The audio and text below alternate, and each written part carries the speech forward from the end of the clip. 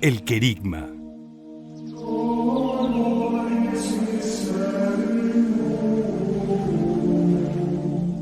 Padre Quintín López Cheza.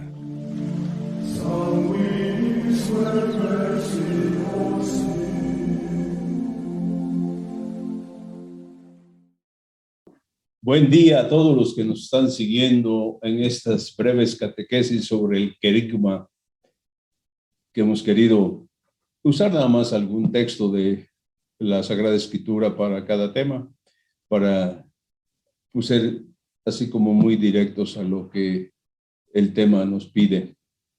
Hoy cerramos el querigma con el tema de la iglesia.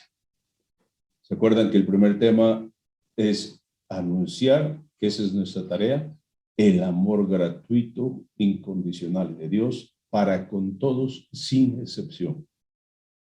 El segundo, ver una realidad tremenda y dramática que sufrimos todos, que es la realidad del pecado, que es lo que nos impide experimentar este amor del Señor. Porque cuando se experimenta el amor de Dios, entonces sí puede uno responder al amor con el amor. Claro, con la fuerza de Dios. El tercer tema, que aunque el pecado vino a trastocar todo, incluso nos metió miedo a Dios y nos ocultamos de Dios y nos rompemos la relación con Él y con los hermanos y con la misma naturaleza, pues el amor de Dios es mucho más grande. San Pablo tiene por ahí una frase: donde abunda el pecado, sobreabunda la gracia de Dios. Es que el amor de Dios está por encima de todo, ¿no?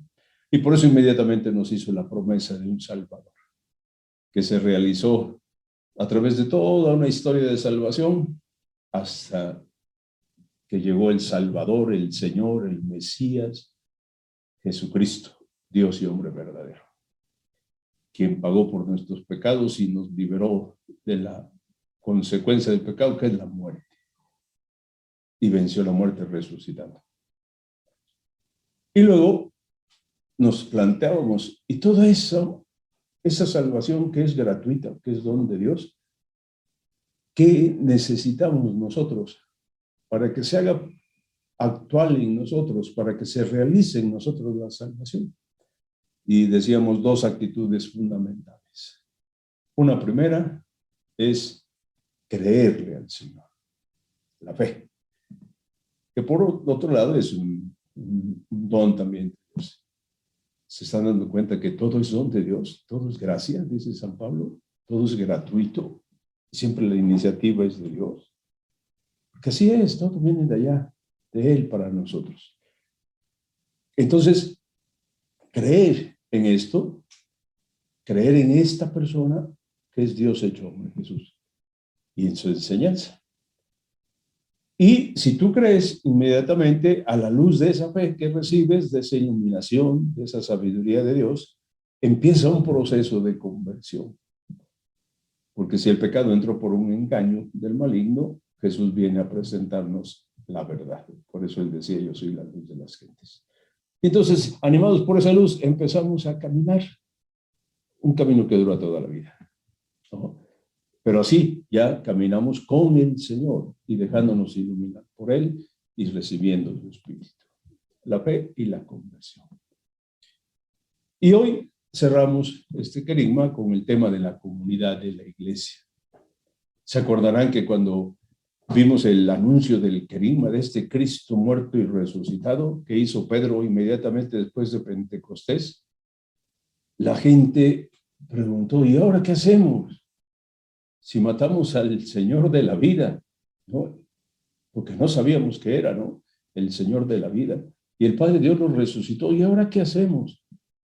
Y entonces Pedro les dice: conviértanse y bautícense para recibir al Espíritu Santo, la promesa que Jesús nos había hecho. Porque el Espíritu es el que nos permite, por un lado, acoger la buena noticia, la oferta de salvación de parte de Dios, y por otro lado, poder responder, ¿no? Aceptándola y viviéndola. Por eso les decía: conviértanse y bautícense. El bautismo es la recepción del Espíritu Santo. Es, como le decía Jesús a Nicodemo, ¿se acuerdan? Nacer de nuevo, empezar una vida nueva. Claro, el bautismo es nacimiento, es inicio. Ya después hace falta ir creciendo. No basta que un niño sea gestado en el vientre materno y después que nazca. Necesita ir creciendo poco a poco hasta llegar a la plenitud como persona. Que aquí no la vamos a alcanzar, pero que precisamente es lo que buscamos día con día. Lo alcanzaremos otra vez como regalo de parte de Dios cuando el Señor nos llame y nos conceda estar en su casa. Así es que conviértanse y bautícense. Y el bautismo es la puerta de entrada a la iglesia. Iglesia es comunidad, es asamblea de los creyentes. Eso quiere decir la iglesia, la comunidad de los creyentes. Entonces, como empezamos con un texto, quisiera leer nada más el texto del libro de los Hechos de los Apóstoles, en el capítulo 2, cuando nos habla de la primera comunidad cristiana. La gente que aceptó la predicación de Pedro se bautizó. Dice, ese día se unieron 3,000 personas, ¿no? O sea, había bajado con poder el Espíritu Santo, que el otro tema que vimos con cierta calma, ¿no? Y movió y transformó a los apóstoles. Los apóstoles son testigos de la resurrección del Señor, sí, porque lo vieron resucitado y convivieron con él, pero su testimonio parte de que el Señor los ha resucitado, los ha sacado de la muerte, y entonces ya viven no con el miedo a la muerte, viven ya en la esperanza de la vida plena. Pues entonces, el bautismo es la puerta de entrada a esta comunidad de los creyentes, que eso es la iglesia. Oigamos el texto. Entonces decíamos en el capítulo 2, del 42 al 47. Dice, acudían asiduamente a la enseñanza de los apóstoles, a la comunión, a la fracción del pan y a las oraciones. El temor se apoderó de todos, pues los apóstoles realizaban muchos prodigios y señales. Todos los creyentes vivían unidos y tenían todo en común. Vendían sus posesiones y sus bienes y repartían el precio entre todos, según la necesidad de cada uno. Acudían al templo todos los días con perseverancia y con un mismo espíritu partían el pan por las casas y tomaban el alimento con alegría y sencillez de corazón. Alababan a Dios y gozaban de la simpatía de todo el pueblo. Y el Señor iba agregando cada día más hermanos a la comunidad. Ese es el texto. Así es que si nos dijeran, ¿y qué es la iglesia?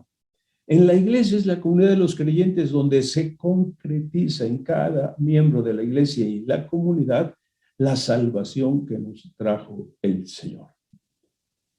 En la iglesia se recibe este don del Espíritu Santo. La iglesia es la comunidad de fieles. Dice que acudían asiduamente a la enseñanza de los apóstoles. Asiduamente es constantemente. Entonces la iglesia es la comunidad que se reúne constantemente, primero a la enseñanza de los apóstoles, ¿no? Porque todo inicia con el querigma, con el primer anuncio del Cristo muerto y resucitado que ha vencido la muerte y nos da su espíritu. Pero luego viene la enseñanza de los apóstoles. Ustedes saben que Jesús no escribió nada. Sí sabía escribir. Algo escribió en el piso cuando la mujer adúltera, ¿no? Dice el Evangelio. No sabemos qué escribió, pero dice que algo escribió. También sabía leer. Lo veíamos leer los textos en la sinagoga. Pero no dejó escrito nada. Y tuvo este cuidado de que predicaba a todos, pero luego, aparte, a veces se apartaba de la muchedumbre, a veces en una casa, se reunía con los 12 y con los más cercanos y les explicaba. Ahora en la misa estamos escuchando en el Evangelio de Marcos cómo va de Galilea a Jerusalén, donde anuncia que va a recibir la pasión, muerte y va a resucitar. Y dice que iba evitando los pueblos para que no lo distrajeran mucho y les iba enseñando a sus apóstoles.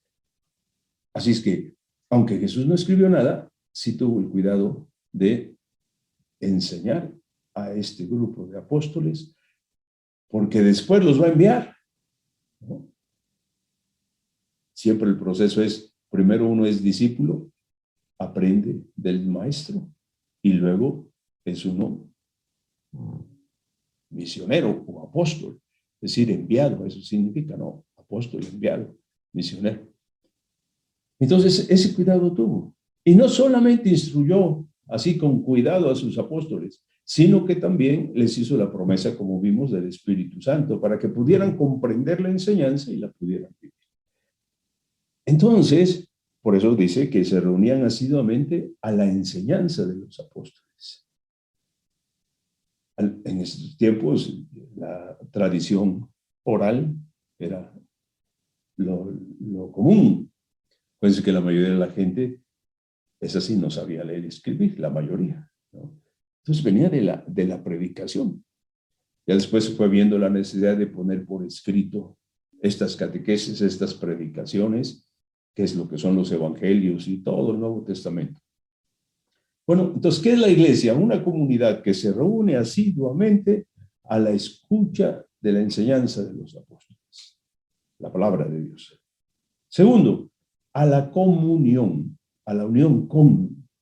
Es decir, que la iglesia es una comunidad de hermanos totalmente diferentes, ¿no? Personas realmente distintas, llamados a vivir en unidad. Esa es la comunión. Fíjate que aquí podríamos decir, ¿cuál es el fundamento de la iglesia? ¿De dónde parte la iglesia? Pues de esa gran revelación que nos dijo Jesús, que Dios es uno, pero no es solitario. Dios es una comunidad formada por tres personas realmente distintas, Padre, Hijo y Espíritu Santo. Y como son personas realmente distintas, tienen una perfecta unidad, son uno, porque son amor. ¿Qué es lo que une a las personas? El amor. Uno se puede juntar para muchas cosas, para hacer un trabajo, para ir a una diversión, para muchas cosas nos podemos reunir.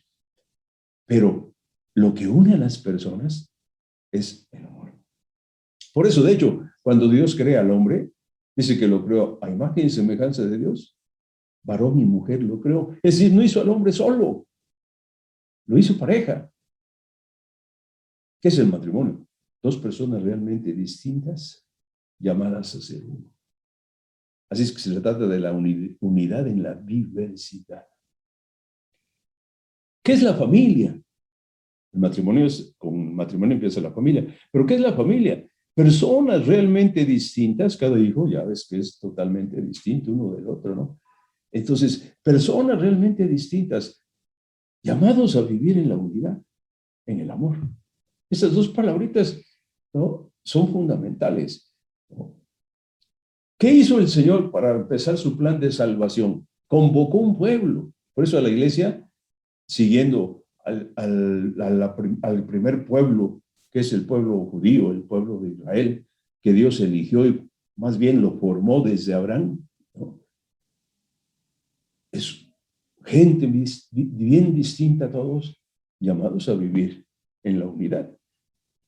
Por eso el mandamiento fundamental es el amor a Dios y a los hermanos, porque eso es lo que nos une. Así es que la iglesia es la continuación de este pueblo de Israel, ¿no? Es el nuevo pueblo de Dios, por eso decimos la iglesia es pueblo de Dios. Una comunidad. Los que tienen la experiencia de pertenecer a un grupito o caminar en la fe así en una pequeña comunidad, pues tenemos todos esa experiencia de que somos gente bien diferente, ¿no? Y para que personas diferentes de veras se puedan aceptar, se puedan conocer, se puedan amar tal como son, pues se necesita que haya la unidad y el amor, fruto del Espíritu Santo, ¿no? Por eso, aquí Pedro dice, conviértanse y bautícense, reciban al Espíritu Santo, porque Él es el que hace la unidad en el amor. Esa es la comunión. Así es que la iglesia es la comunidad de hermanos que unen sus corazones en el amor y por obra y gracia del Espíritu Santo. ¿Se acuerdan de aquel hermoso ejemplo que pone Pablo también para referirse a la iglesia? Dice que la iglesia es el cuerpo de Cristo. Subraya lo mismo. Ya ven que un cuerpo tiene diferentes órganos y cada órgano tiene sus funciones. Y dice, y ninguno vale más ni menos. Ni siquiera el dedo del pie con el ojo o el corazón, ¿no? Todos los miembros son diferentes, pero hacen una unidad, un cuerpo. Por eso también a la iglesia le llamamos el cuerpo de Cristo. Otra expresión que tenemos para la iglesia es templo del Espíritu Santo. Templo es donde habita Dios.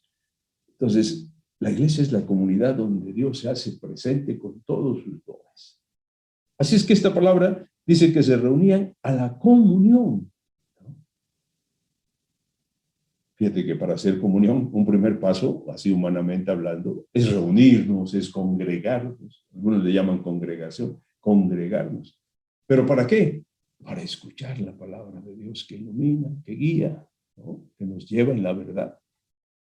Y para vivir la comunión. Cosa muy difícil, ¿no?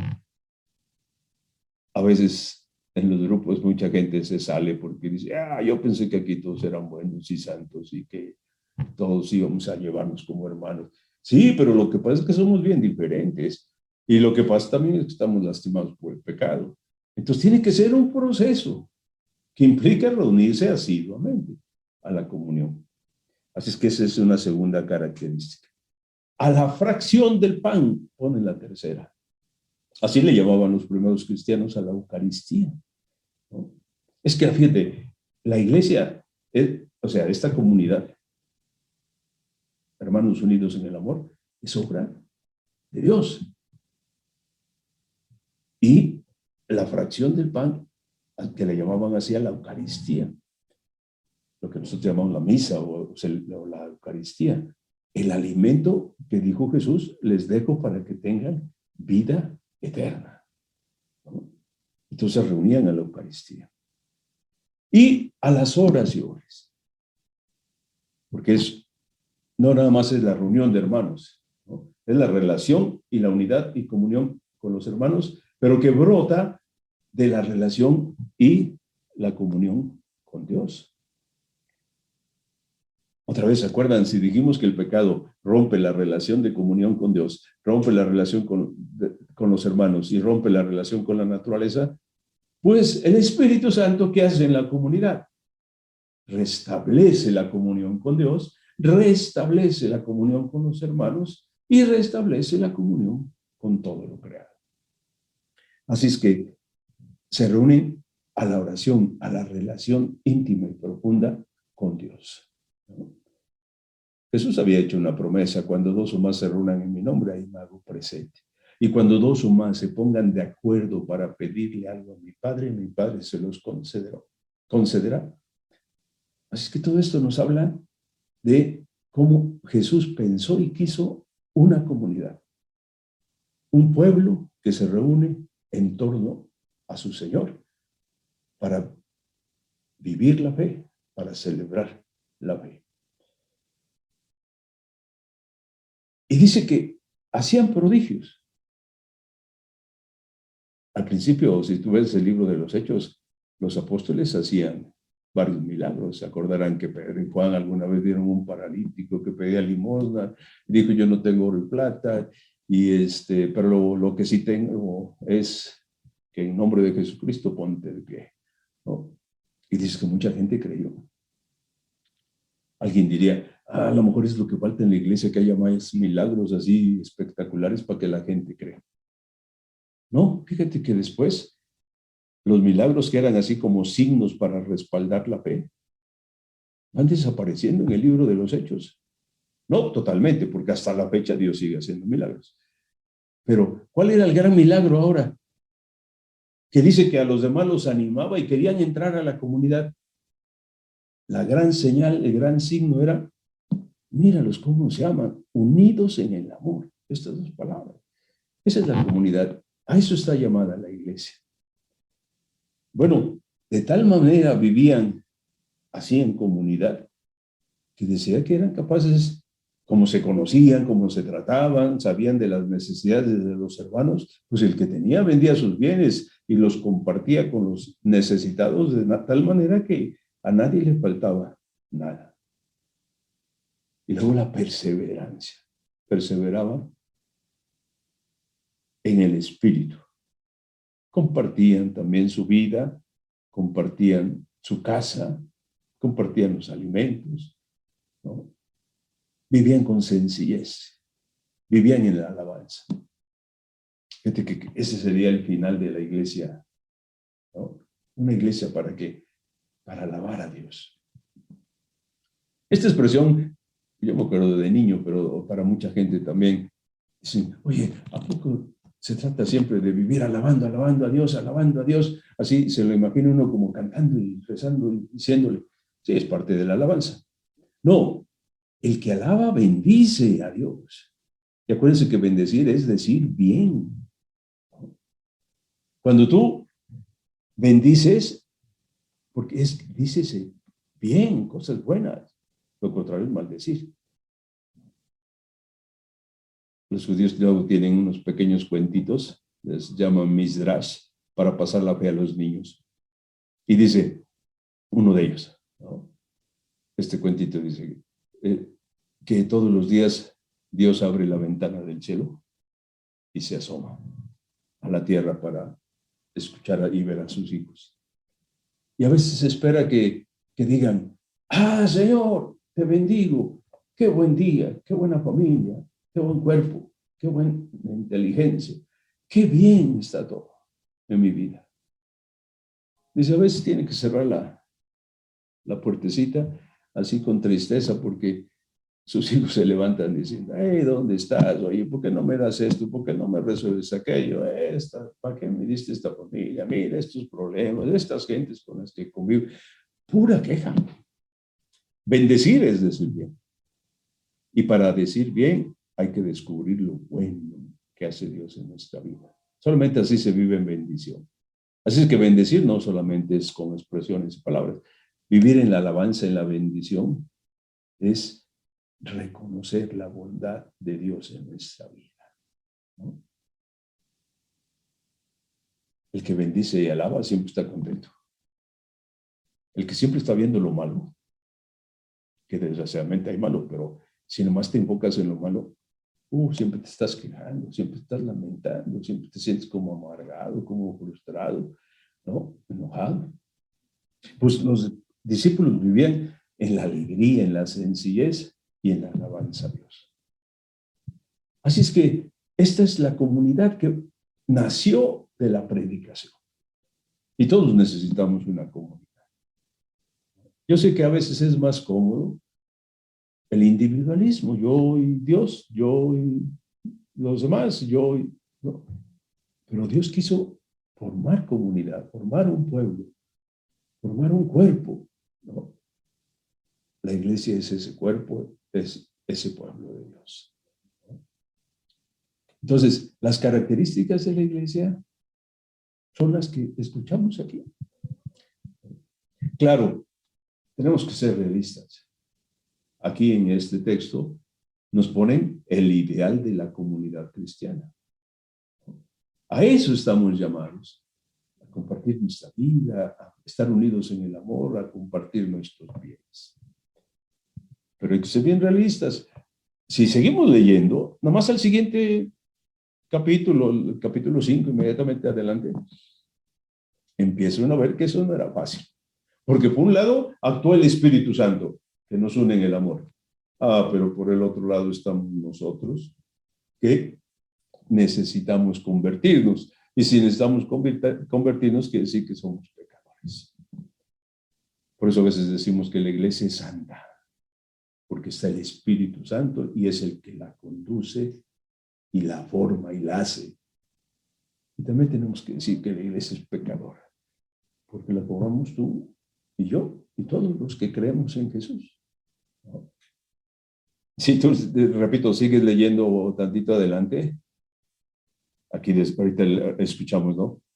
Ay, algunos vendían sus bienes y generosamente y los ponían en común de tal manera que a nadie le faltaba nada. Luego vemos que llega una pareja y le dice a Pedro, oye, ya vendimos los bienes y aquí está el dinero. Pero le dieron una partecita del dinero, ¿no? Dice Pedro, pues ¿a quién quieren engañar ustedes? Si aquí no se trata de hacer las cosas a fuerza, ¿no? Como ¿por qué vienen a adornarse así como que vendieron sus bienes y se lo dan a los hermanos? Cuando en verdad más dan una partecita, ¿no? O sea, no era una comunidad de hermanos perfectos. Es una comunidad de pecadores que se van convirtiendo día a día con la gracia del Espíritu Santo y orando para ser dóciles, como decíamos, al Espíritu. También podemos seguir leyendo y vamos a descubrir que vienen quejas entre los hermanos. Oye, que a las viudas griegas no les están dando suficiente y a las viudas judías sí les están dando suficiente, ¿no? O sea, empiezan los problemas, ¿no? Entonces les planteaban a los apóstoles eso, ¿no? Fue cuando decidieron los apóstoles, oigan, vamos a nombrar a 7 hermanos, ¿se acuerdan los 7 diáconos? Para que se encarguen de repartir y estar atento a esto de los bienes, porque nosotros estamos descuidando la primer encargo, que es anunciar la palabra, porque de ahí brota la fe y la vida cristiana. Así es que la iglesia no es una comunidad perfecta, ¿no? Y eso hay que saberlo bien. Yo veo, el demonio siempre, lo decimos del diablo, ¿no? Que quiere decir el que divide, ¿no? La misión del maligno es siempre dividirnos.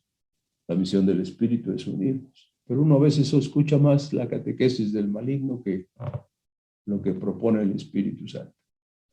Así es que ni nos escandalizamos que en la iglesia, en esta comunidad de creyentes, a veces nos gane el pecado. Así es que la iglesia es santa y es pecadora, ¿no? En la medida en que somos fieles y asiduamente nos reunimos a la escucha de la palabra, a la fracción del pan, a la comunión, a la oración, en esa medida dejaremos que el Espíritu Santo vaya haciendo en nosotros la unidad y el amor. La iglesia no es para sí misma. No es, a ver, un grupo que yo quiero salvar y estos son los grupos, estos son los hermanos elegidos a los cuales yo les voy a dar la salvación.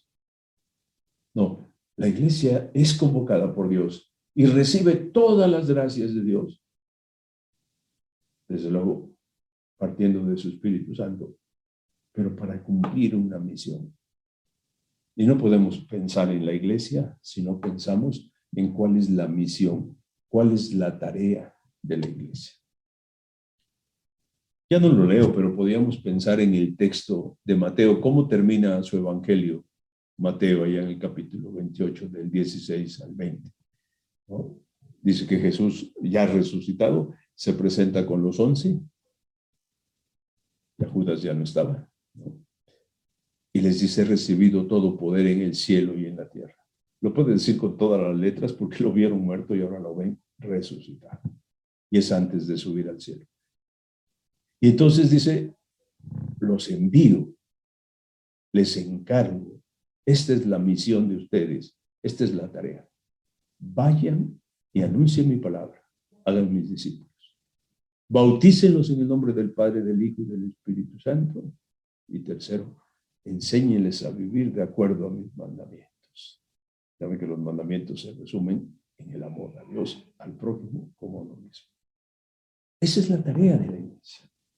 Así, ya vimos, la iglesia es una comunidad de creyentes que reciben la buena noticia, que responden queriéndose convertir y recibiendo el Espíritu Santo y que se empiezan a reunir asiduamente a la escucha de la palabra,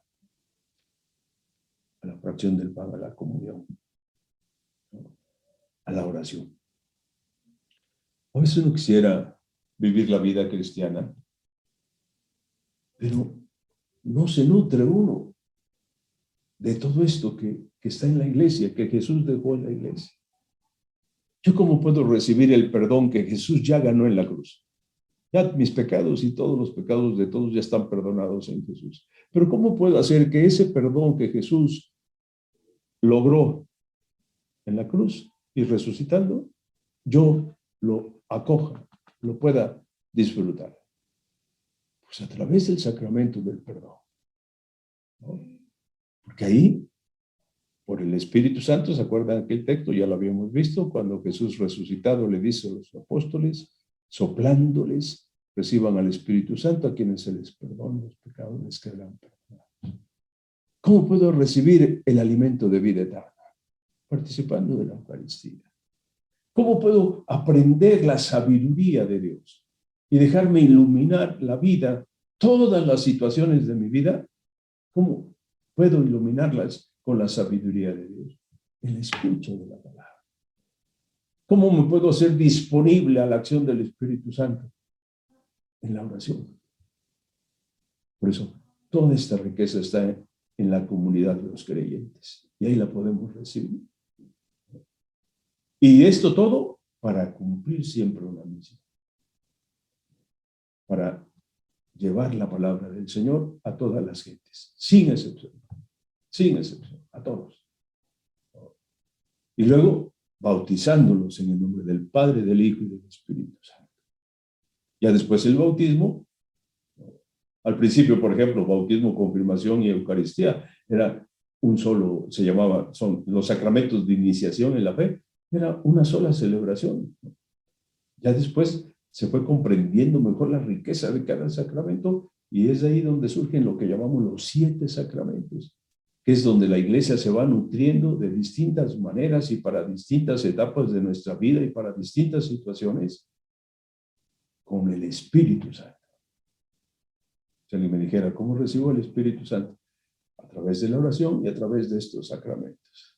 Por eso, no basta escuchar la palabra de Dios. Es punto de arranque. Pero para comprender esa palabra y para vivirla, necesito al Espíritu Santo. ¿Dónde lo recibo? En la oración y en los sacramentos, ¿no? Y de ahí viene la conclusión: vivir guardando los mandamientos, vivir en el servicio a los hermanos, vivir haciendo el bien. Pues quizás con este texto nosotros podríamos ver, ¿no?, ¿qué es la iglesia? ¿Cómo se forma la iglesia? ¿De dónde se origina la iglesia?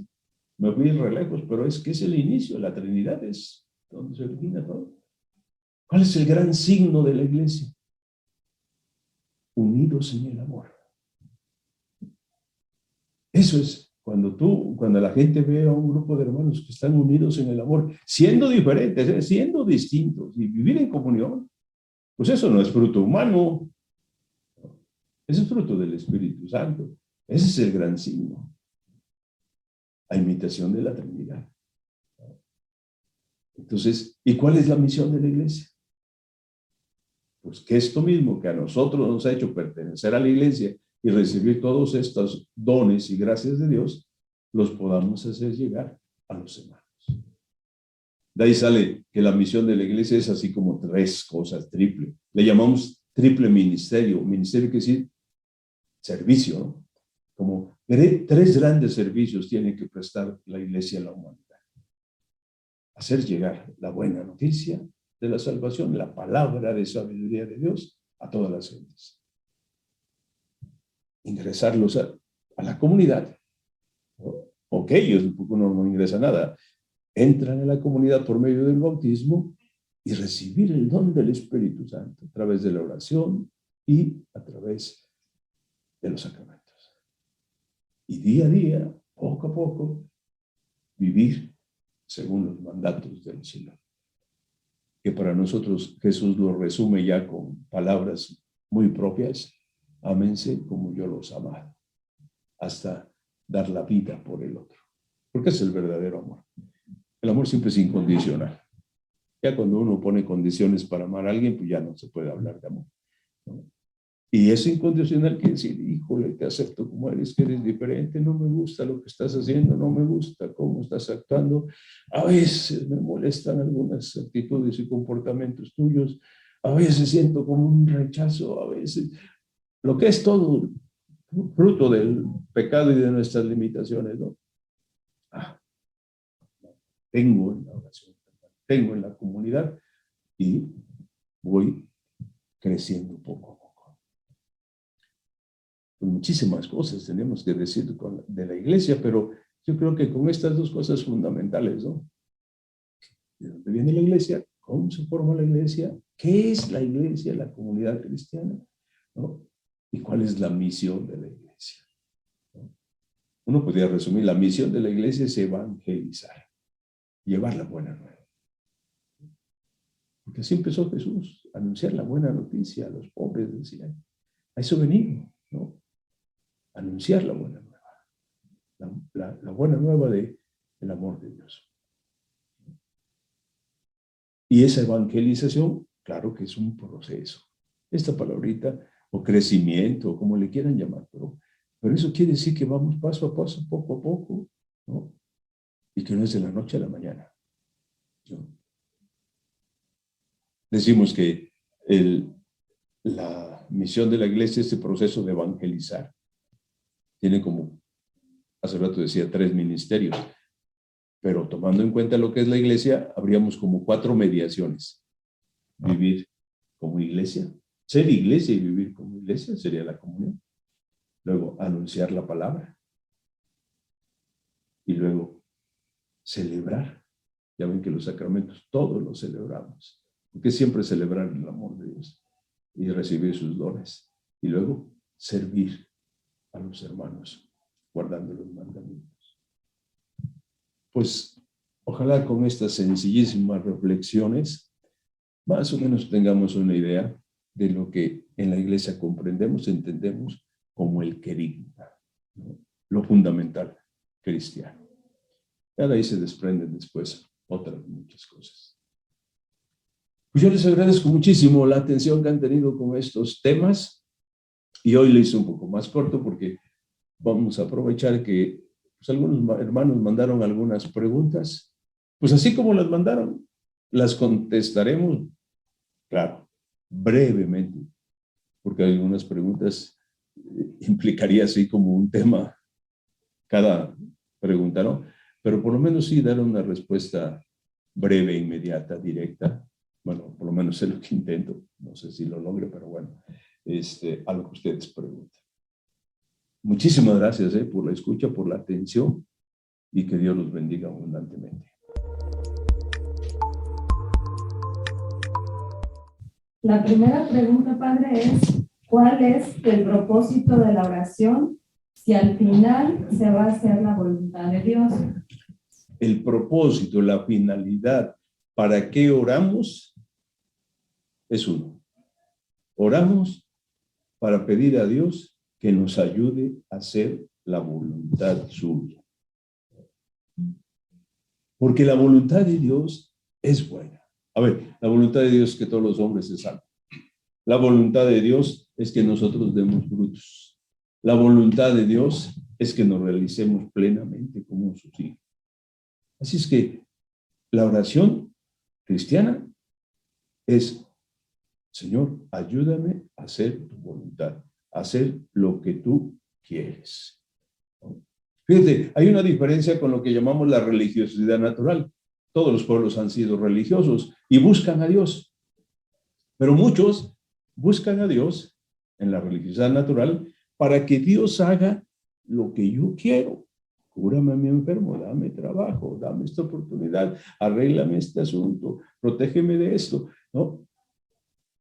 Fíjate que la oración cristiana es al revés. No oramos para que Dios haga lo que yo quiero. Oramos para que nos ayude a hacer lo que Él quiere, o sea, su voluntad. Así que sí, el propósito de la oración, como preguntan, ¿no? Es hacer la voluntad de Dios. San Agustín decía, cuando yo hago mi voluntad, generalmente causo tribulaciones y problemas. Cuando logro hacer la voluntad de Dios, siempre es una cascada de bendiciones para todos. el centro de la que nos enseñó a orar Jesús es: hágase tu voluntad. Bueno, Jesús tiene una expresión fuerte. Dice, esta generación perversa que siempre pide señales. A ver, ¿qué vas a hacer para que yo crea? No, espérate. Eso es tentar a Dios. ¿Se acuerdan que el demonio así decía, no? Si eres Dios, a ver, convierte estas piedras en panes. No, nosotros no oramos tentando a Dios, eso lo hace el maligno. No es oración. No, nosotros siempre pedimos que se haga la voluntad de Dios, porque la voluntad de Dios es buena, ¿no? Así sí, entonces el propósito de la oración es hacer la voluntad de Dios, ¿no? No oramos para que Dios haga, no haga. No, Él hace su voluntad, porque es Dios. No hay límite para Él. Oramos para que nosotros podamos hacer la voluntad de Dios. Esto sí es importantísimo. Una segunda, ¿cuál sería? La segunda pregunta, padre, sería: ¿la oración de intercesión puede cambiar la voluntad de Dios? Sí puede cambiar la voluntad de Dios. Es que Dios le ha querido dar ese poder a la oración. Pidan y se les dará. Acabamos de escuchar al profeta Jonás, un profeta ahí rebelde, pero que bueno, fue a cumplir la misión. Y se enojó porque Dios lo envió a anunciar la destrucción a Nínive, y el pueblo se puso en penitencia, se puso en ayuno, puso en arrepentimiento y conversión, y no hubo destrucción. Y hasta Jonás había sentido mal, porque dice, yo vengo a anunciar una cosa y no sucede, ya que le remaló. Dice, ya sabía yo, tú eres misericordioso, tú no castigas ni condenas, ¿no? Más o menos prueba el diálogo de Jonás. Entonces sí, Dios le ha dado poder a la oración, de tal manera que entre tantas posibilidades, Dios puede permitir o cambiar, ¿no?, situaciones de nuestra vida, ¿no? Por eso, Él ha querido darle poder a esa oración. Por eso nos dijo, pidan y se les dará, toquen y se les abrirá. Y ya sea por nosotros o como aquí preguntan, la oración de intercesión, el orar por los demás. A lo mejor uno se da cuenta cómo, pero el hecho concreto es que Dios nos enseñó. El mismo Jesús, cuando le dicen, enséñanos a orar, 7 peticiones nos puso en el Padre Nuestro, ¿no? Pues sí, no cambiamos a Dios, pero son tantas las posibilidades que tenemos en la vida que nuestra oración hace que el Señor hasta haga cosas extraordinarias en nuestra vida, ¿no?, lo que llamamos milagros. Adelante. ¿Cómo hacer para que los dones del Espíritu Santo que tengo desde el bautismo se noten o den fruto en mi vida diaria? Lo primerito es, necesitamos querer recibir esos dones. Ya la palabra lo dice y así lo hemos comentado. Son dones, son regalos. Y entonces, tú eres libre, ese es el asunto. Tú puedes recibir un regalo o puedes rechazarlo. Así es que lo primero que se necesita es querer recibirlos. Porque Dios, decíamos, es un caballero. Dios no se mete a fuerza en tu vida. Dios respeta tu libertad. ¿Se acuerdan lo que dice el Apocalipsis? Estoy en la puerta y llamo. Si tú me abres, yo entro y como contigo. Eso impresiona, ¿no? Un Dios que casi se pone como limosnero ante nosotros. Aquí te estoy tocando, si tú quieres, ¿no? Entonces, ¿cómo recibir los dones? Pues quererlos recibir y libremente quererlos vivir, ¿no? Porque Dios no impone nada a la fuerza. Claro, para pedirlos primero tengo que saber que existen y conocerlos, porque ¿cómo voy a pedir si no sé ni qué son ni para qué son? De ahí viene la instrucción en nuestra fe, una fe que nos ilustra, ¿no?, en qué consiste. Por eso, entonces, de nuestra parte es aceptar el regalo, conocerlos y pedirlos en la oración. Eso sería un poquito. Muy bien, padre. También nos preguntan y nos comentan: cuando pecamos nos avergonzamos delante de Dios, nos alejamos de Él y más cuando los pecados son los mismos. ¿Qué hacer en estos casos y cómo vencer los mismos pecados? Qué bueno que nos avergoncemos. Papa Francisco decía un poquito en broma, pero es verdad. Decía, qué bueno que no seamos sinvergüenzas. ¿No? Porque el pecado es algo malo. El pecado, por eso siempre lo tratamos de tapar y de esconder, ¿no? Entonces, sí se siente vergüenza de fallarle a la persona, de uno mismo, fallarnos y frustrarnos, ¿no? Entonces, sí, y eso no hay que verlo malo, ¿no? Qué bueno que no seamos sinvergüenzas, ¿no? Sí es triste que el maligno nos engañe y cuando pecamos casi nos diga, ya ves, tú no sirves, tú no eres digno, tú no vales, tú no puedes, y nos dice eso, y nos echa en cara nuestro pecado. Recordarán que cuando vimos el pecado, Adán cuando pecó se fue a esconder. Sí, también nosotros, una tentación es alejarnos de Dios. Bueno, ¿se acuerdan que también citamos a Pedro después de la pesca milagrosa? Que se postró y dijo, apártate de mí que soy un pecado. Sí, todo eso se da en nosotros. Pero hay que decir algo, ¿no? Cuando dice, y más cuando los pecados son los mismos, tenemos que tener presente que los pecados no son los mismos. Cuando Dios te perdona, esos pecados que confesaste, que reconociste, que te arrepientes y que quieres salir de ellos con la ayuda del Espíritu, esos ya están destruidos, están perdonados, ya están olvidados. Todos los pecados que vienen para adelante son nuevos, implicarán nuevas decisiones. Porque casi eso cuando decimos, yo sí entiendo, que uno, desgraciadamente, hay ciertas situaciones de pecado que nos cuesta tanto romper definitivamente, ¿no? Y uno repite sus pecados, pero te digo, no son los mismos pecados, son nuevos pecados, ¿no? Entonces, eso es lo primero que hay que tener en cuenta. ¿Qué es necesario? Mantenernos en este camino de conversión, en esta perseverancia, saber que el cambio va a venir de parte del Espíritu Santo, no de nosotros. Por eso vivir como iglesia, lo que acabamos de decir, en constante oración y en escucha de la palabra, en comunión, ayudados y apoyados con los hermanos, ¿no? Todos necesitamos tener comunidad, ¿no? Para caminar juntos y no caminar solos. Decíamos, los sacramentos son como los canales de la gracia, ¿no? Entonces, una cosa que sí necesitamos es no desilusionarnos, que a veces nos frustramos, tanto tiempo, Señor, y todavía no puedo dejar estas cosas. Pues mira, Señor, tanto tiempo y no puedo dejarlas, pero yo creo que tú tienes poder, que lo que ha sido imposible para mí, como dice la Escritura varias veces, es posible para ti. Y por eso siempre me acojo a tu misericordia. Pues por ahí iría este asunto. La siguiente es, en la actualidad el hombre ha perdido el sentido de su vida. ¿Por qué y para qué fuimos creados por Dios? Fuimos creados por Dios, por amor y para amar. Así de sencillo, podríamos decir, ¿no? Y eso es lo que verdaderamente le da sentido a la vida. Mira, si vives muchos años o vives poco, si vives sano o si vives enfermo, si vives con muchos bienes o vives con pocos bienes, si eres una persona muy reconocida por los demás y por la sociedad, o casi nadie ni se acuerda de ti ni te toman en cuenta, casi eres un cero a la izquierda, todo eso es secundario. Si amas, te realizas como persona. Eso le da sentido a la vida. Para el cristiano eso es lo primordial.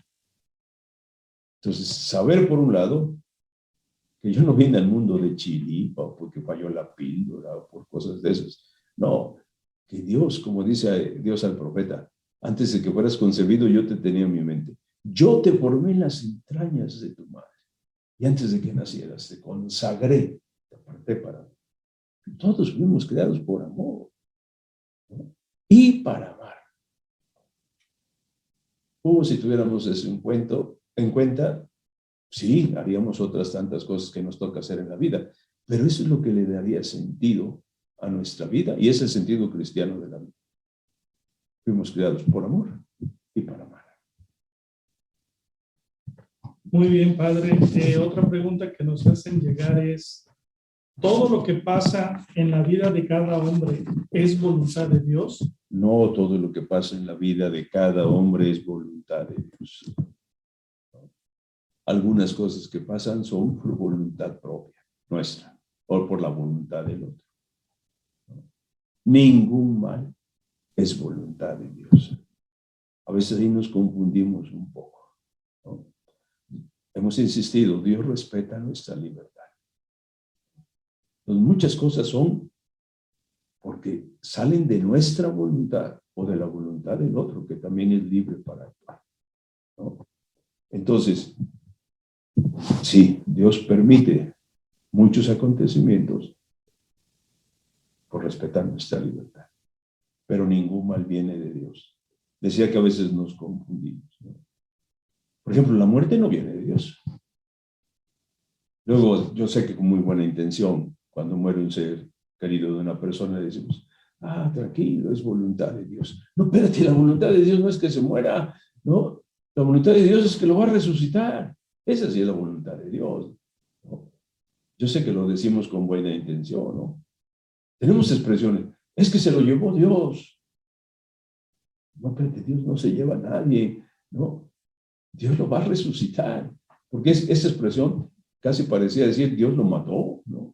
No, la muerte no viene de Dios. Los accidentes no vienen de Dios. Los fenómenos naturales que destruyen y lo que sea no vienen de Dios.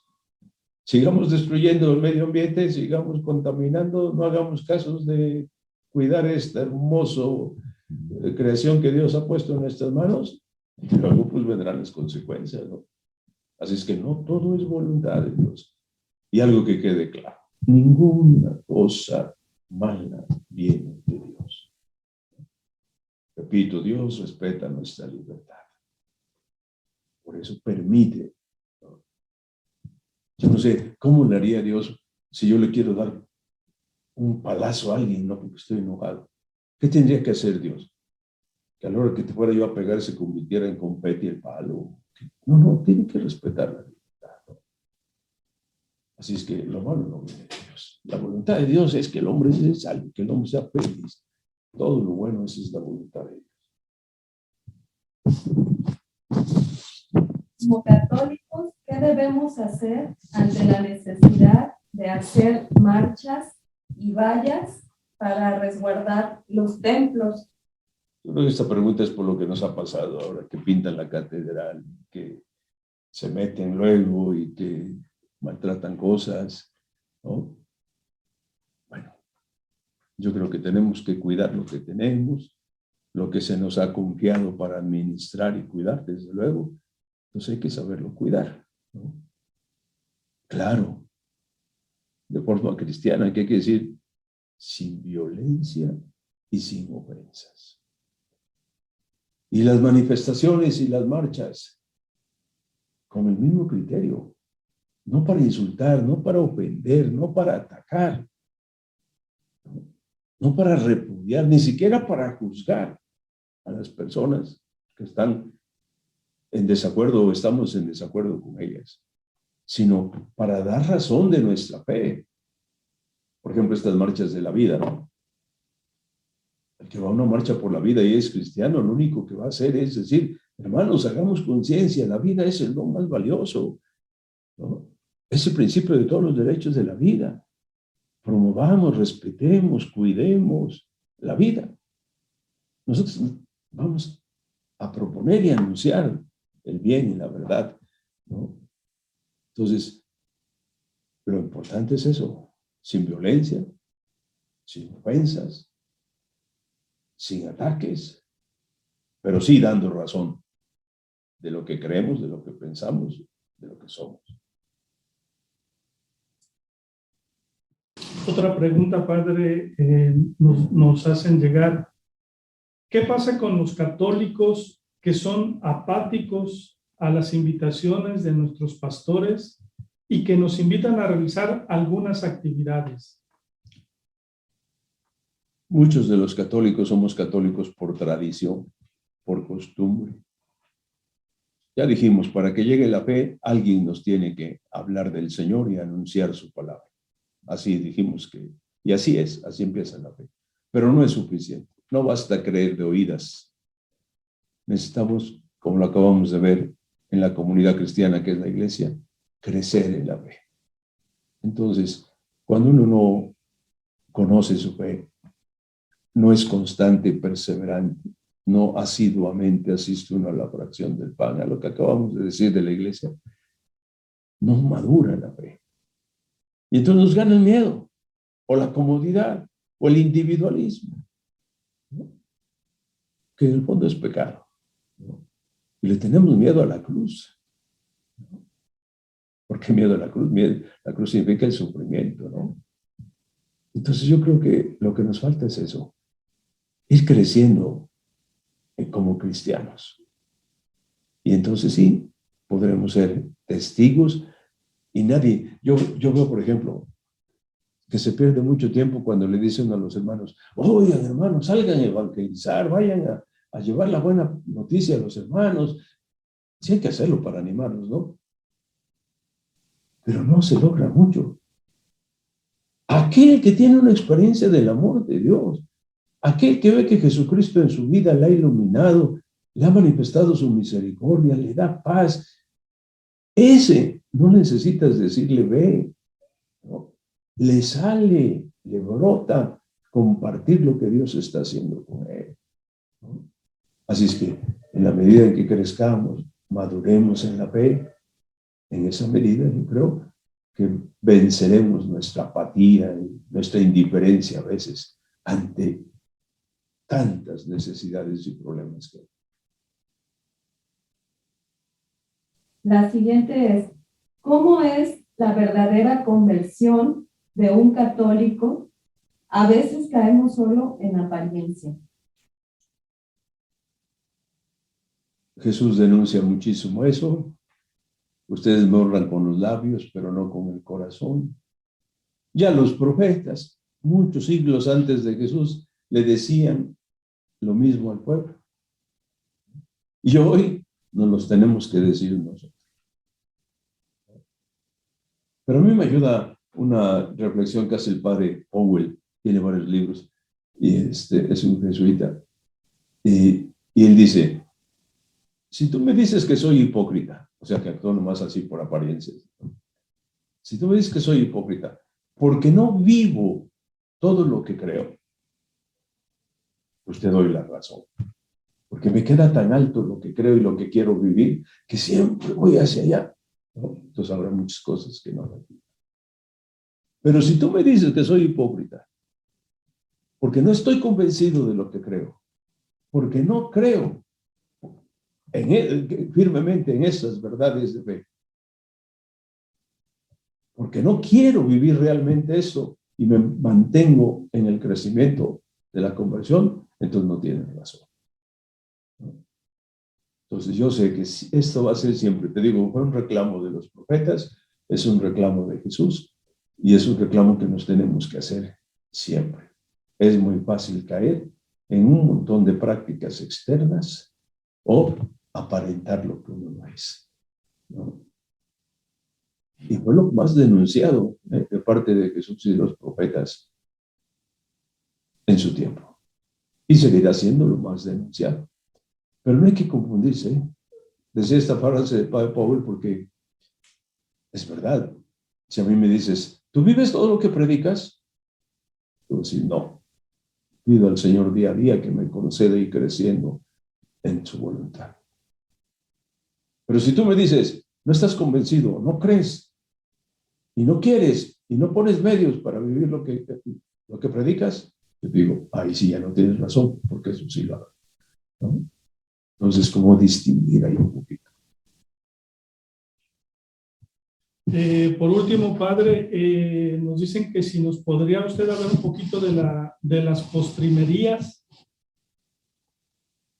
Nuestro destino es la casa del Padre. Llegar al cielo, donde Jesús se adelantó a prepararnos una habitación, porque dice que hay muchísimas, ¿no? Así es que lo que sigue es el cielo, y esa es nuestra esperanza. Llegar un día al destino para el que fuimos creados todos, vivir una comunión profunda con Dios, una comunión profunda con los hermanos, con uno mismo, ¿no? Con todo. Amar a Dios y experimentarnos amados totalmente. Ese es nuestro destino.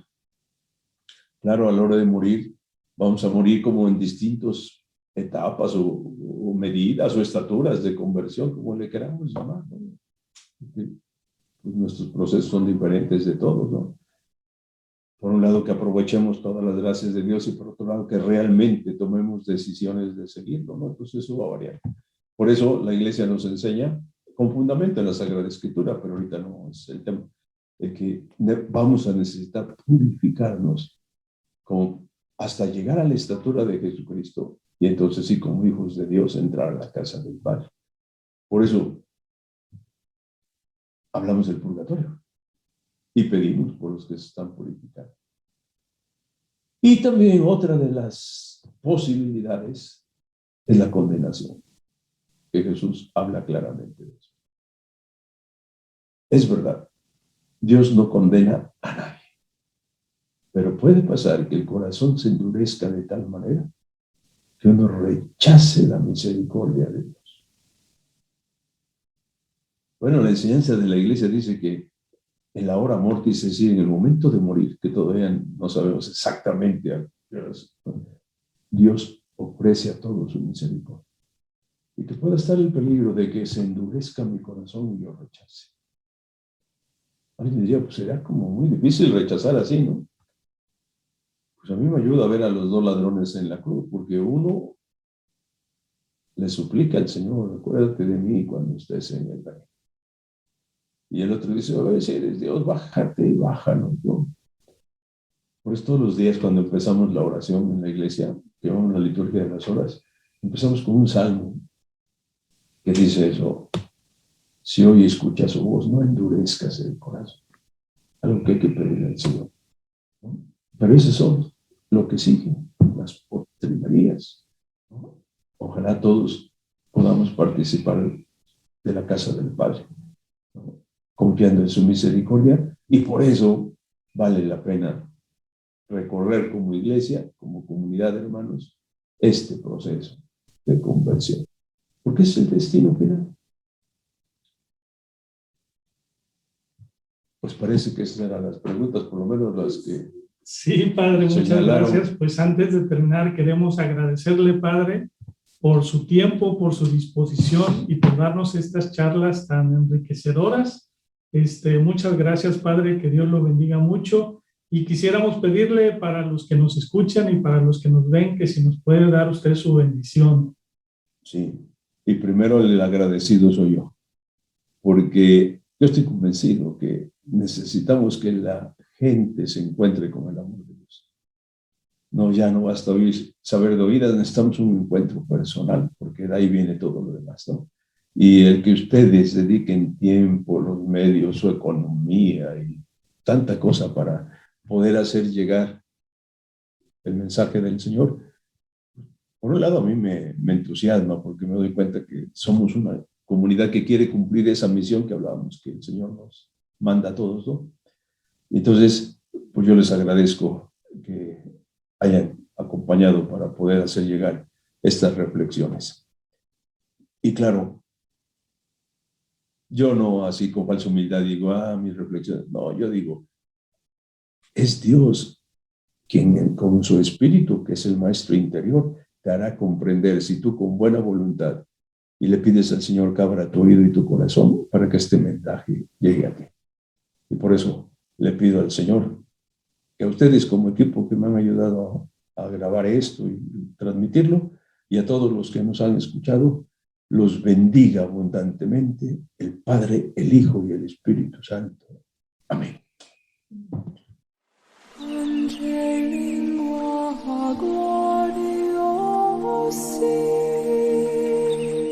El querigma.